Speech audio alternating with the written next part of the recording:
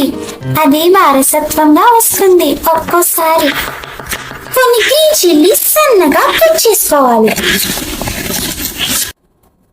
కొన్ని క్యారెట్స్ ని కూడా అదే విధంగా ఒకే షేప్ లో కట్ చేసుకోవాలి.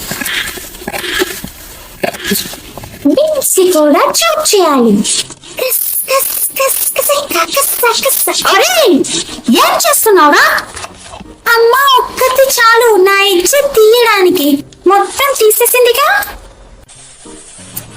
ఇలా ఒక్కసారి కుక్కర్లో ఉడికించిన కార్న్ ని పీల్ చేసుకొని పక్కన పెట్టుకోవాలి. అడుగుతున్న అమ్మ తిట్లో కోపమే మీకు తెలుసు. మేము చేసే కోతి పనులు వాళ్ళకి మాత్రమే తెలుసు.